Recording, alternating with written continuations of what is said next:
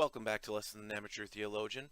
So today I want to go over the No True Scotsman Fallacy. This is one that's often used to disqualify people from a larger group. So in some cases, more conservative Christians would say, hey, someone like Rob Bell, who says there's no hell and things like that, someone like that basically is not a true Christian. Well, people would say, well, you're making the No True Scotsman Fallacy, as Rob Bell claims to be Christian and claims to be following the teachings of Christ. But the question is whether the No True Scotsman Fallacy applies to all areas, or maybe it's just thrown around by people with counter arguments, atheists and so forth, to show Christians as being illogical people. So let's start out with the No True Scotsman Fallacy, which No True Scotsman Fallacy, using Wikipedia for a source, not always the most reliable, but this one actually is fairly universally agreed upon.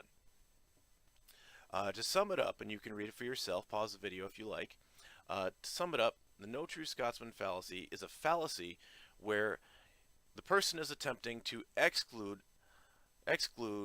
radicals from a larger group.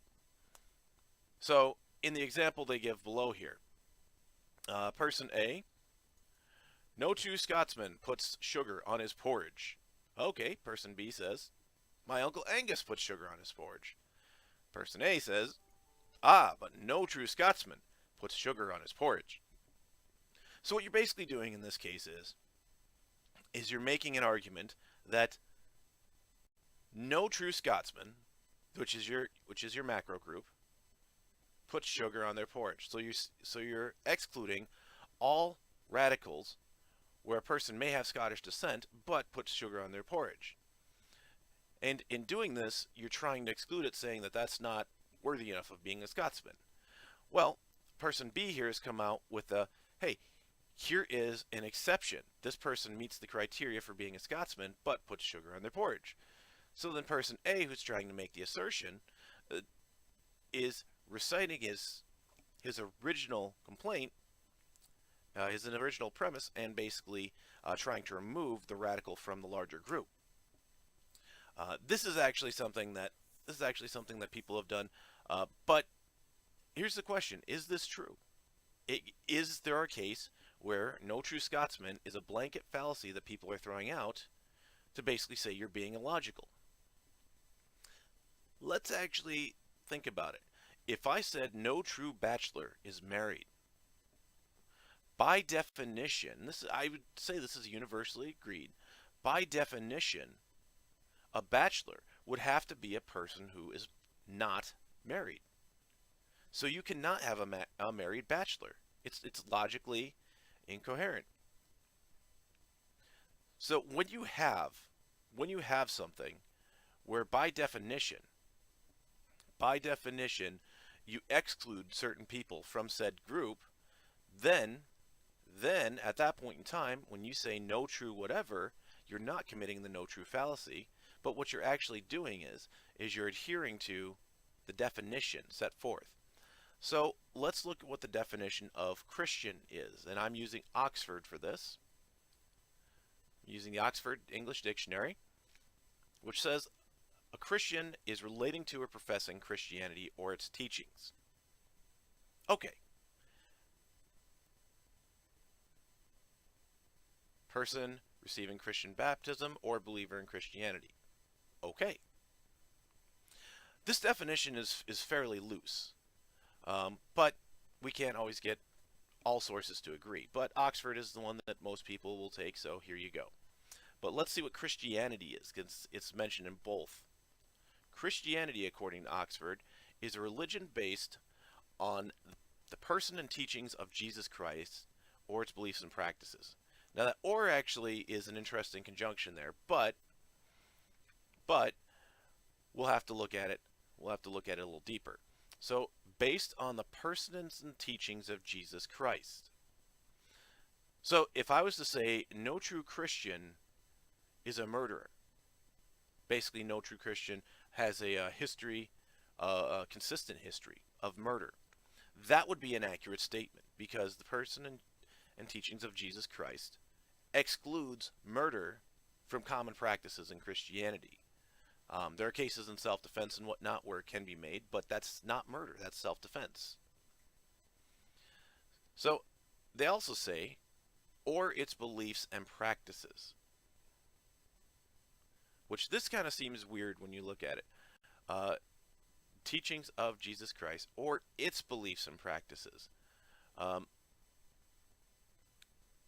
That's kind of an odd conjunction there, as Jesus Christ is basically the one that Christianity is based around. What did Jesus Christ believe?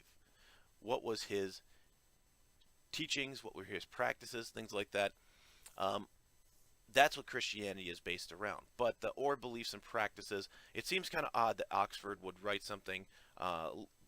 This is a little sloppy here, but it seems odd that they would write it this way. Either way, though, religion based on the person and teachings of Jesus Christ. Because the its isn't defined there very well. But at any rate, what are Jesus' teachings? Did Jesus teach that there's a hell? Yes, he did. He mentions it several times.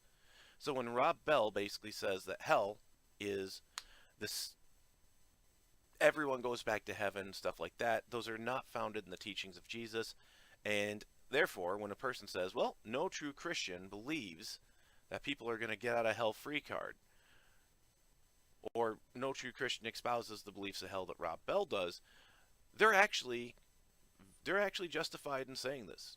And the reason is because, yes, by definition, Christianity is the beliefs and teachings of Jesus Christ. And Jesus taught that hell was this place that people are tormented eternally. So, you basically are going with definition and history. But now, if you want to make a larger case for it, you really need to dig into the theology itself to better understand what all is entailed in Christianity. What are the beliefs of Jesus? What was held to? And that's where things get a little sticky, because there are differences like, hey, predestination versus free will. There are arguments like that. But ultimately, there are core foundations of Christianity, and we can go over them in another video. But with these core foundations of Christianity, you can get an idea of what's believed, what the reins are, and what's outside of normal Christian teachings. And so once you have those ideas, that's how you can define what it is to be Christian, and whether or not a true Christian would do or believe X. So does a true Christian believe it's okay to murder? No, that's completely against the teachings. Does a true Christian believe that some are predestined or not? Well, that's still up for argument, because there's a good case to be made for both. Less than amateur theologian saying thanks for watching. God bless, and take care.